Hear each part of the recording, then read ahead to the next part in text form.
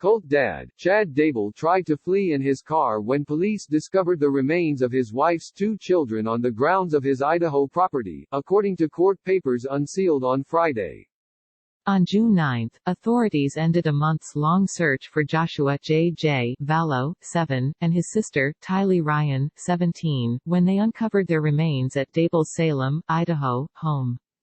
As authorities uncovered the children's remains, Chad Daybell, who was watching the investigators from his car across the street, pulled out of the driveway of his home.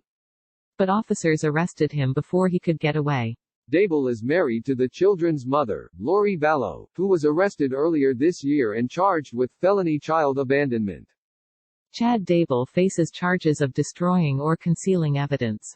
According to probable cause affidavits that were unsealed on Friday, Chad Daybell told his wife Tamara Daybell that he had shot a raccoon and then buried it in their pet cemetery on the day after the last known sighting of Tylee Ryan in Yellowstone National Park. Tylee was last seen during a family trip to Yellowstone on September 8. According to the affidavit, the FBI found a text conversation between Chad and Tamara Daybell from the next day in which he said, "Well, I've had an interesting morning. I felt I should burn all of the limb debris by the fire pit before it got too soaked by the coming storms. While I did so, spotted big raccoon along the fence," Chad Daybell texted to his wife. "I hurried and got my gun, and he was still walking along. I got close enough that one shot did the trick. He is now in our pet cemetery. Fun times." Tamara Daybell died in her sleep in October. Authorities exhumed her body and the results of an autopsy have not been released. Chad Daybell married Lori Vallow 2 weeks after Tamara Daybell's death. The case spans several states and began when Lori Vallow Daybell's brother shot and killed her estranged husband, Charles Vallow, in suburban Phoenix last summer in what he asserted was self-defense. Charles was seeking a divorce, saying Lori believed she had become a god-like figure who was responsible for ushering in the biblical end times. Her brother, Alex Cox, then died in December of an apparent blood clot in his lung. Shortly after Charles's death, Lori and the children moved to Idaho, where Chad Daybell lived. He ran a small publishing company, putting out many fiction books he wrote about apocalyptic scenarios loosely based on the theology of The Church of Jesus Christ of Latter-day Saints. He also recorded podcasts about preparing for biblical end times, and friends said he claimed to be able to receive visions from beyond the veil. Lori Vallow met Chad Daybell after she was drawn to his apocalyptic writings. According to the unsealed court papers, authorities traced Cox's cell phone to his sister's apartment just after midnight on September 9, the day after Tylee was last seen during the Yellowstone trip. A few hours later, Cox's phone was in the same spot where investigators unearthed the two children's remains. Phone data indicates that Cox spent more than 2 hours at Chad Daybell's property that morning before leaving just before noon, according to Deseret News. Years before he was linked to the disappearance of Lori Vallow's missing children, Chad Daybell worked as a cemetery sexton, or grave digger, while studying at Brigham Young University in Utah in the mid-1990s.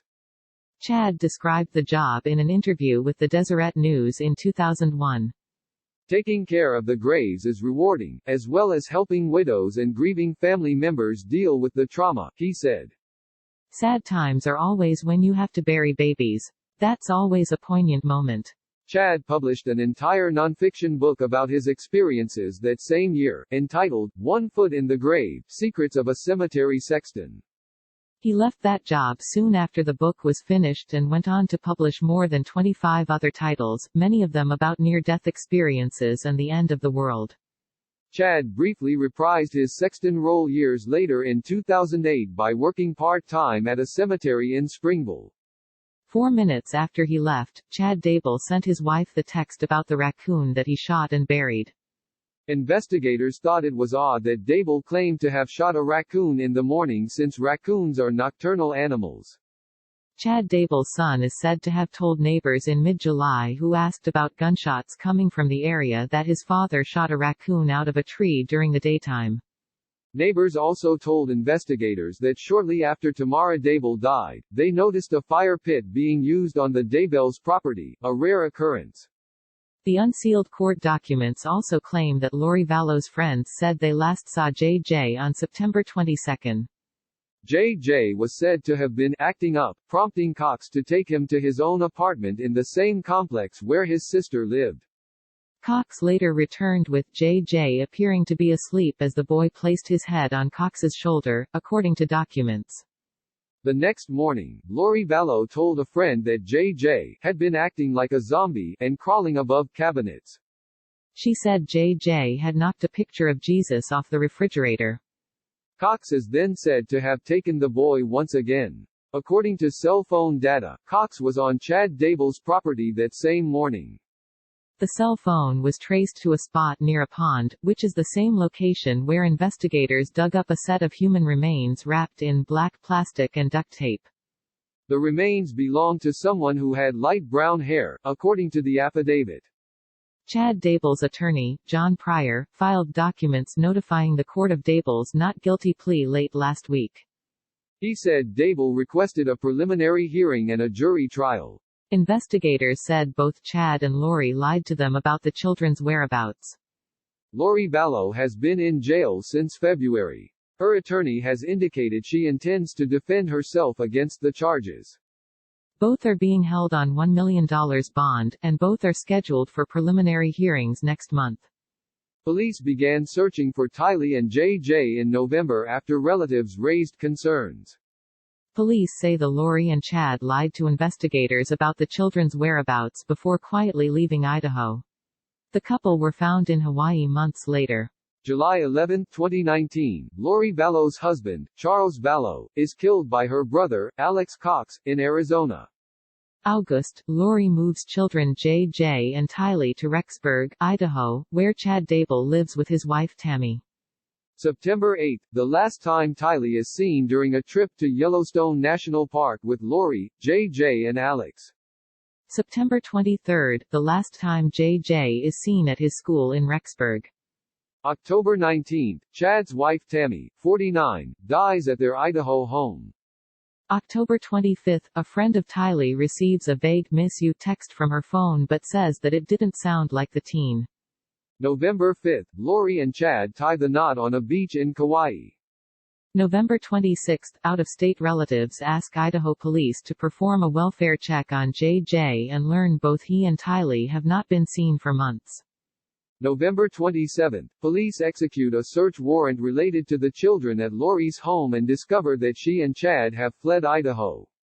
December 11, Tammy's body is exhumed from a Utah cemetery and her death is reclassified as suspicious. December 12, Lori's brother, Alex Cox, is found unresponsive in Arizona and dies. December 21, Rexburg police issue the first press release about J.J. and Tylee, revealing they believe their disappearance could be linked to Tammy's death.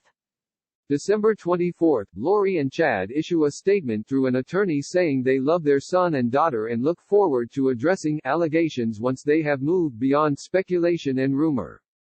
December 30, police accuse Lori and Chad of lying to investigators and say they believe the couple know where the kids are or what happened to them.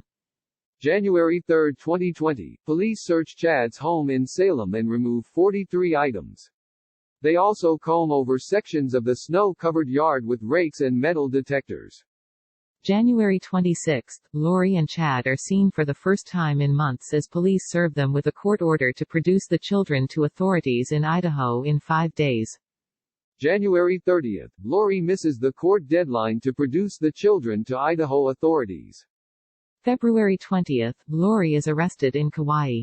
March 5, Lori is extradited to Idaho, where she is held on $1 million bond at Madison County Jail. April 9, authorities reveal they are investigating Lori and Chad for murder, attempted murder and conspiracy in connection with Tammy's death. June 9, police search Chad's home in Salem for the second time and discover human remains in the backyard. Chad is taken into police custody and charged with destruction or concealment of evidence.